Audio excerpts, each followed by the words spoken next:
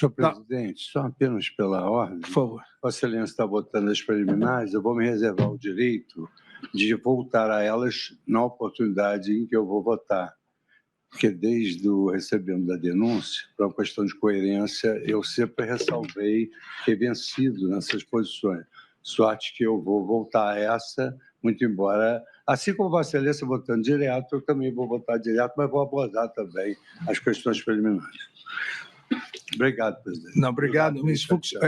Só constatando, todas essas preliminares até agora que eu me referi, todas foram votadas por unanimidade, inclusive com o voto de Vossa Excelência. Essa que me referi, vou me referir... No recebimento da denúncia. No recebimento da denúncia, exato. Estamos em julgamento. Na verdade, esse julgamento não discute se houve ou não tentativa de golpe, se houve ou não tentativa de abolição ao Estado de Direito. O que discute é a autoria, se os réus participaram, porque não há nenhuma dúvida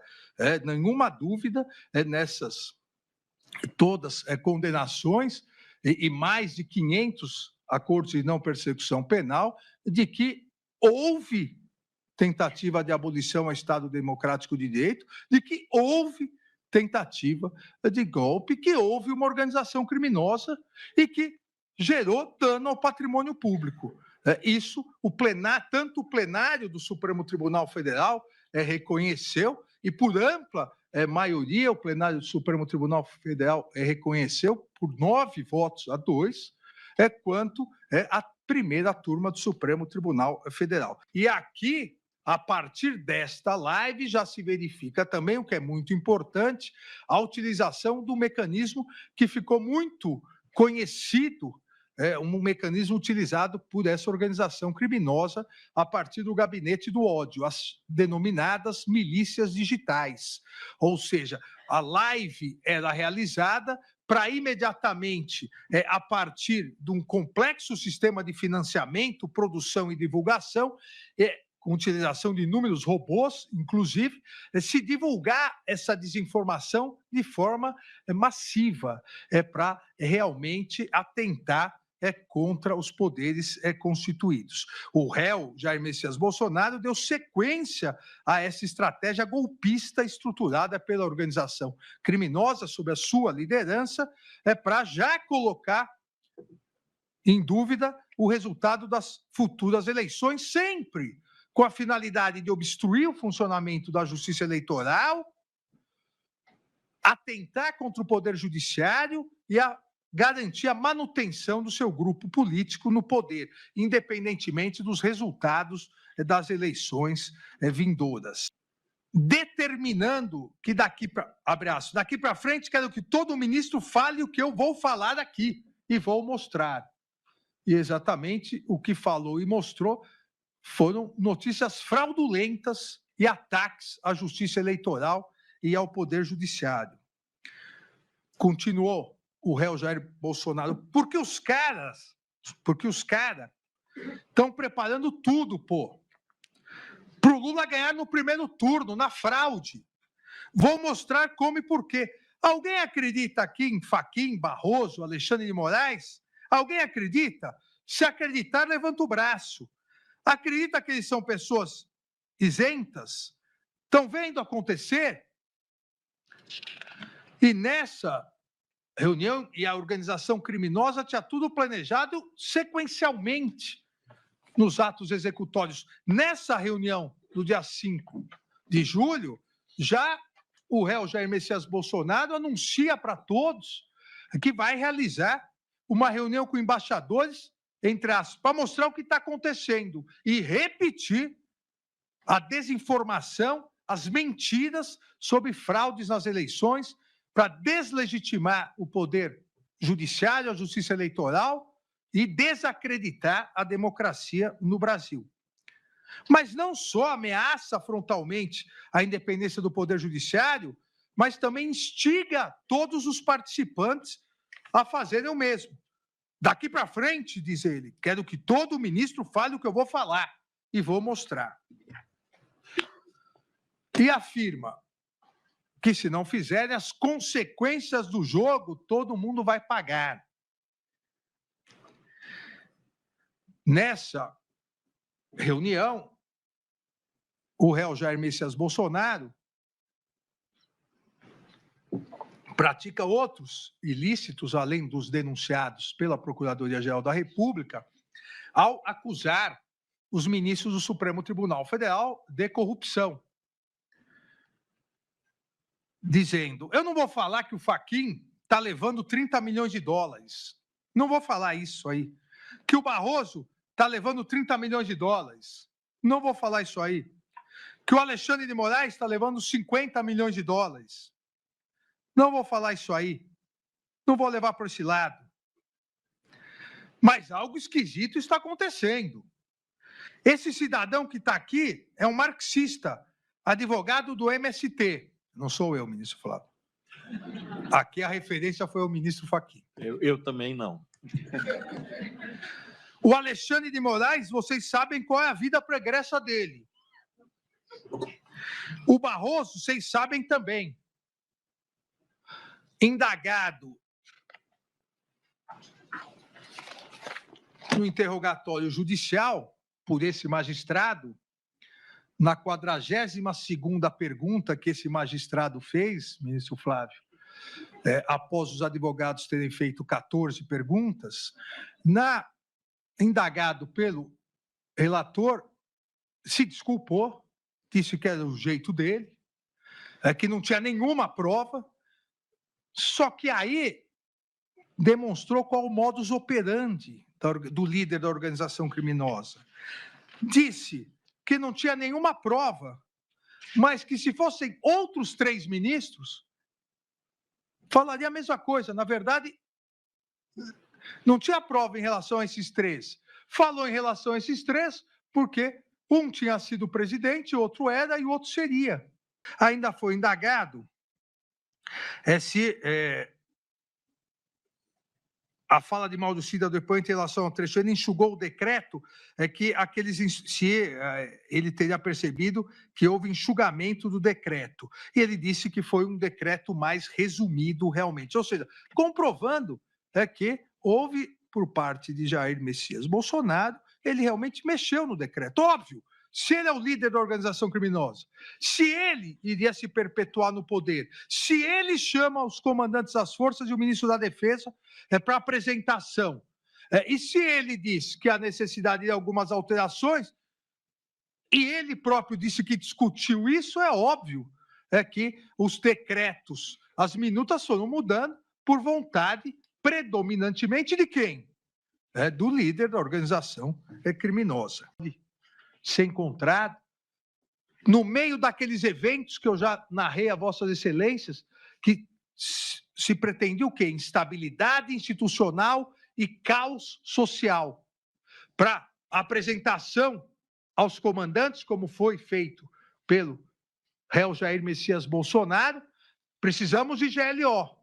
Olha, os comandantes da Marinha, ótimo, minhas tropas estão à disposição, aderindo aos crimes da organização criminosa. Lembremos que a anotação do nome dele lá atrás já estava, junto com os outros atos golpistas, na caderneta do réu general Heleno. A hora que os outros comandantes dizem, mas isso aqui não é a GLO que eu conheço desde 92. Isso aqui, nós, de forma contundente, para usar novamente as palavras de Freire Gomes, nós não apoiaremos. Nós não apoiaremos uma minuta que impede a posse do presidente eleito. Ora, tudo aqui mostra que a organização criminosa tentou, até os 45 minutos do segundo tempo, impedir a posse. Ao não conseguir, se organizou, porque os atos violentos já vinham ocorrendo. Devemos lembrar também que várias postes de energia foram derrubados no mês de dezembro para criar caos social. Os acampamentos abastecidos para, na virada, se tentar a deposição. Ora, por que não se tentou no dia 1º, no dia da posse? Porque, obviamente, a segurança no dia da posse é muito mais reforçada. E os fatos, que como magistrado me cabe valorar como incidentes na previsão legal abstrata. O que torna esse julgamento, eminente relator, digno, e digno mesmo de um debate público, aqui, agora e no futuro, são fatores extra-autos, que em nada impactam o desfecho desse julgamento. Há argumentos de natureza ad hominem, argumentos pessoais, agressões, coações, ameaças até de governos estrangeiros, não são assuntos que constituem matéria decisória. Quem veste essa capa tem proteção psicológica suficiente para se manter distante disso. E talvez por isso vista a capa, como sinal de que esses fatores todos extra-autos não interferem, e não interferem mesmo. Portanto, não há nos votos, e no voto que vou proferir, nenhum tipo de recado, mensagem, backlash, nada desse tipo. O que há é o exame estrito daquilo que está nos autos. E que bom que esse julgamento é tão criticado antes de acontecer, durante e depois. A única coisa que, como brasileiro, espero que as críticas sejam lastreadas nos autos. Não haja a transformação de um julgamento técnico um artefato midiático a mais de mera luta política, repito, externa ao Supremo. A última observação à guisa de introdução é de que esse julgamento não é um julgamento das Forças Armadas. A soberania nacional exige Forças Armadas fortes, equipadas, técnicas e autônomas. Lamentamos que haja, obviamente, que todas as corporações e profissões civis e militares, pessoas que estão sujeitas a este julgamento, mas não se cuida de um julgamento sobre as Forças Armadas, mas, lembremos, a função preventiva geral do direito penal também incide no caso.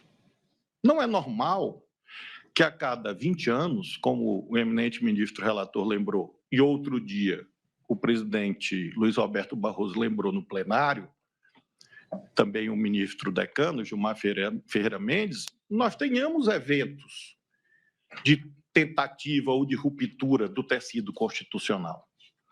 Então, creio que, para muito além do julgamento criminal que nos cabe, não há dúvida que as considerações que constam da denúncia, das defesas, do julgamento, devem se prestar a uma reflexão do conjunto das instituições de Estado para que elas se mantenham isentas e apartidárias. A DPF 964.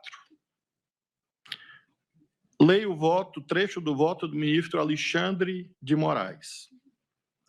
Trata-se, portanto, de uma limitação constitucional implícita, assim como é uma limitação constitucional implícita a concessão de indulto contra crimes atentatórios ao Estado Democrático. Voto do ministro Alexandre.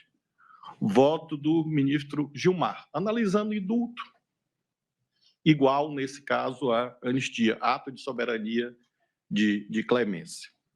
Ministro Gilmar, nesse julgamento recentíssimo do plenário, no contexto de uma campanha errática de deslegitimação dos poderes constitucionais, é descabida a concessão de indulto.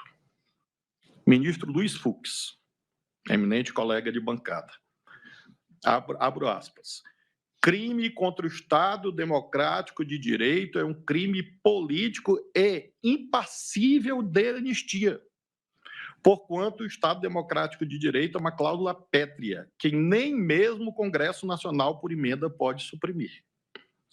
Ministra Carmen Lúcia. ela assinala que um indulto, anistia, resultaria na mensagem indevida a detratores da democracia e a Constituição de que eles poderiam continuar a praticar os crimes. Então, não seria um indulto, uma anistia, seria uma espécie de salvo-conduto para o futuro. Ministro Dias Toffoli, e eu colacionei voto de todos os colegas, mas esse é o último que leio. Dito de outro modo, diz Toffoli, não vislumbro coerência interna em ordenamento jurídico constitucional que, a par de impedir a prescrição de crimes contra a ordem constitucional, letra expressa da Constituição, como mencionei, possibilitaria o perdão constitucional aos que forem condenados por tais crimes. Pergunto, Toffoli, que interesse público haveria em perdoar aquele que foi devidamente condenado por atentar contra a própria existência do Estado Democrático, de suas instituições e institutos mais caros? E todos os eminentes pares se sintam referidos, claro que eu não vou mencionar aqui todos os votos, mas apenas para dizer que esses crimes já foram declarados pelo plenário do Supremo Tribunal Federal como insuscetíveis de indulto, anistia, portanto, dessas condutas políticas de afastamento ou de extinção da punibilidade.